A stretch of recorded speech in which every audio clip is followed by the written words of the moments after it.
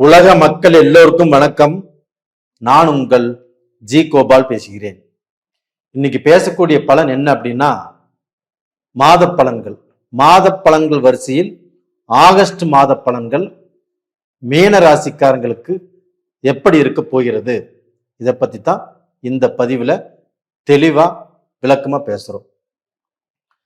நிறைய பேருக்கு நிறைய பதிவுகள் போட்டிருக்கிறோம். அதுல மீன ராசிக்காரங்க இப்படி வீடியோவை நிறைய பேர் பார்த்துருக்குறாங்க, லைக் பண்ணியிருக்கிறீங்க, சப்ஸ்கிரைப் பண்ணியிருக்கிறீங்க, உங்களுடைய ஜாதகத்தையுமே எனக்கு அனுப்பிச்சிருக்கிறீங்க. ரொம்ப நன்றி. உங்களுடைய ஊக்குவிப்புக்கு என்னுடைய மனமார்ந்த நன்றிகள். இப்போ மீன ராசிக்கு இந்த மாத கிரக அடைவுகள் எப்படி இருக்குன்னு பார்த்துடலாம். ராசியிலேயே சனி பகவான் வக்கரம், 4ஆம் இடத்தில் குரு பகவானும் சுக்கிர பகவானும், 5ஆம் இடத்தில் புதன் பகவான், சூரிய பகவான் ஆகப்பட்டது ஆகஸ்ட் மாதம் 16ஆம் தேதி வரைக்கும் கடகத்தில் இருப்பாரு. ஆகஸ்ட் 17க்கு கடகத்திலிருந்து சிம்மத்துக்கு வந்துடுவாரு. அதே சிம்மத்துல சூரியனோடு அந்த கேதுவும் இருப்பார். அதே சமயத்துல கன்னியில செவ்வாய் பகவான், அது போக கும்பத்துல ராகு பகவான். இப்ப இந்த கிரக அமைப்புகளாகப்பட்டது மீன ராசிக்காரங்களுக்கு எப்படி இருக்கும் அப்படின்னா, மீன ராசிக்காரங்களுக்கு இப்போ ஒரு 50%, ஒரு 50 வயசுக்கு மேல இருக்கிறவங்களுக்கு நல்லா இருக்கும். ஒரு 30 வயசு 40 வயசு இவங்களுக்கு கொஞ்சம் இந்த ஜென்ம சனி அப்படிங்கிறதுனால கொஞ்சம் கஷ்டத்தையும் கொடுக்கும். அது போக இவங்களுடைய ராசிநாதன் குரு பகவான், அந்த குரு பகவான் ராசிக்கு 4ஆம் இடத்தில் இருந்து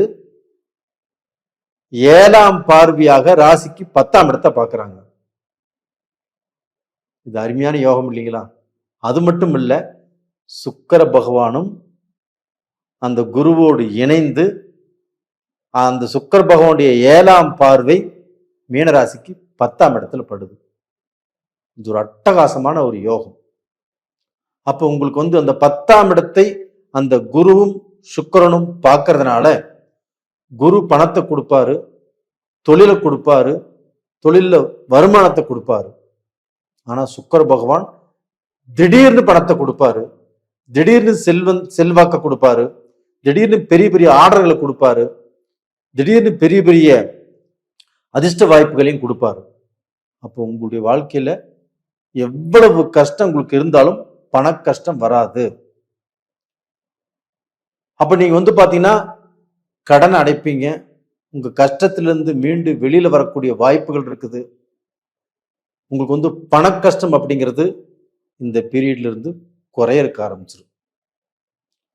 இது போக உங்களுக்கு உங்களுடைய யோகாதிபதி தனாதிபதி உங்களுடைய ராசிக்கு 7ஆம் இடத்துல இருந்து செவ்வாய் பகவான் 7ஆம் பார்வையாக உங்க ராசியவே பார்க்கிறார்.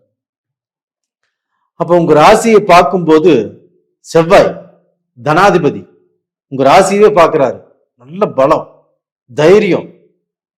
எவனா இருந்தாலும் எனக்கு என்னடா, இந்த காரியத்தை நான் முடிச்சிருவேன், இதுல நான் ஜெயிச்சிருவேன், இது எனக்கு ஒரு பெரிய பிரச்சனையே இல்லை, என்னால் சம்பாதிக்க முடியும், சாதிக்க முடியும், இந்த கடனை கட்ட முடியும் அப்படிங்கிற பயங்கரமான தைரியத்தையும் ஒரு சப்போர்ட்டையும் ஒரு யோகத்தையும் உங்களுக்கு அந்த செவ்வாய் பகவான் கொடுக்க போறார். கண்டிப்பா மீனராசிக்காரங்க நல்லா இருப்பீங்க. ஆனா அதே சமயத்துல உங்களுக்கு சூரிய பகவான் 17ஆம் தேதி 6ஆம் இடத்துக்கே போறாங்க. அப்ப அந்த 6ஆம் இடத்துக்கு சூரியன் போறதுனால அது ஆட்சியா போறாங்க, அதுவும் கேது கூட சேர்றாங்க. இந்த 6ஆம் இடத்துக்கு சூரியன் போறதுனால கடன் வாங்குவதற்கு மீனராசிக்காரங்களுக்கு தூண்டும், கடன் வாங்கக்கூடிய சூழ்நிலைகள் அமையும். வேலையில பணம் தேவைப்படும், என்னடா பண்றது பணத்துக்கு அப்படிங்கிற சூழ்நிலை உருவாகும்.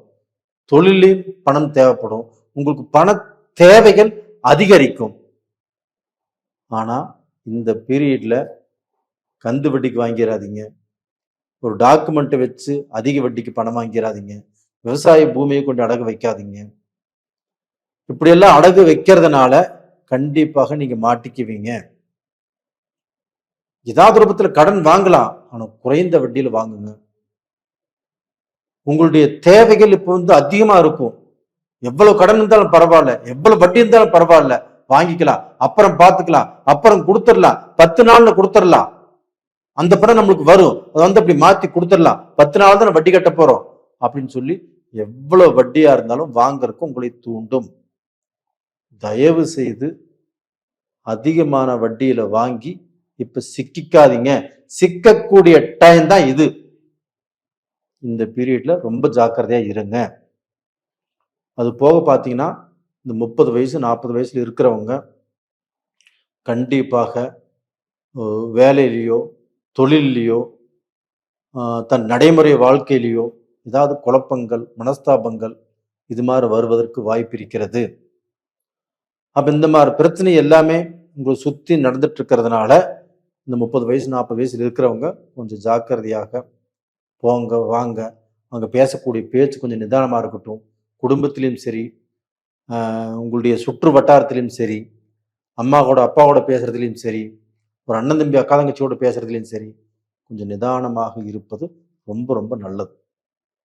இது போக இப்போ 50 வயசுக்கு மேலே 60 வயசுக்கு மேலே அப்படின்னா இவங்க ஏதாவது ரூபத்தில் சொத்து வாங்கலாம். சொத்து சேமிச்சு வைக்கிறதுக்கும் வாங்கலாம், வாங்கி விற்கலாம், ஏதாவது கிரயம் பண்ணலாம். இங்கே மட்டும் இல்லை, வெளிநாட்டில் போயும் நீங்க சொத்து வாங்கலாம், அங்கே வீடு வாங்கலாம், கார் வாங்கலாம். இதற்குண்டான யோகங்கள் உங்களுக்கு நல்லா இருக்குது. அப்ப இந்த சமயத்துல கடன் பட்டாலும் படலாம், மிகப்பெரிய கடனா படக்கூடாது, அதிக வட்டியிலையும் கடன் வாங்க வேண்டாம். இந்த 50 வயசுக்கு மேல 60 வயசுக்கு மேல இருக்கிறவங்க அப்போ டோட்டலா பாத்தீங்கன்னா உங்களுக்கு இந்த மாதிரியான யோகங்கள் இந்த 7 சனி காலகட்டத்திலும் இருக்குது. அப்ப இந்த பீரியட்ல பாத்தீங்கன்னா வெளிநாட்டுல வாழ்றவங்க, Malaysia, Singapore, Japan, Indonesia, Switzerland, German, USA, Canada, Australia இது மாதிரி இடத்துல வாழ்றவங்க எல்லாருமே நீங்க இடம் வாங்கலாம், வீடு வாங்கலாம், நல்ல நிலைமைக்கு வருவதற்கு என்ன முயற்சி வேணா பண்ணலாம், ஒரு பிசினஸ்ல இன்வெஸ்ட் பண்ணலாம், அதற்குண்டான வாய்ப்புகள் இருக்குது. அதே சமயத்துல இந்த 30-40 வயசுல இருக்கிறவங்க கொஞ்சம் ஜாக்கிரதையா இருங்க. கடன் வாங்குறதுலையும் கொஞ்சம் நிதானம் பண்ணி வாங்குங்க. இது போக அந்த 7 சனி ஜென்ம சனி இருக்கிறவங்க கூட ஆண் வாழ்ந்தாலும் சரி பெண் வாழ்ந்தாலும் சரி கொஞ்சம் விட்டு கொடுத்து போங்க, கொஞ்சம் அட்ஜஸ்ட் பண்ணி போங்க.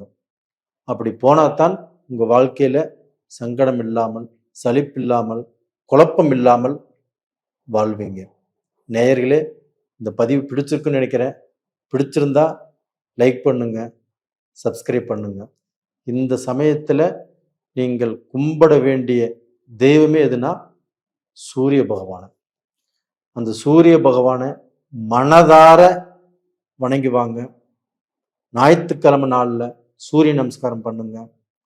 உங்களுடைய மனக்குறைகள் தீரும். உங்களை கெட்ட வழியில போறதுக்கு விடாது, கெட்டதுல சிக்கிக்கிறதுக்கு விடாது, கடன் படுவதற்கு விடாது.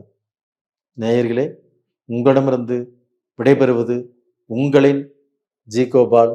நன்றி, வணக்கம்.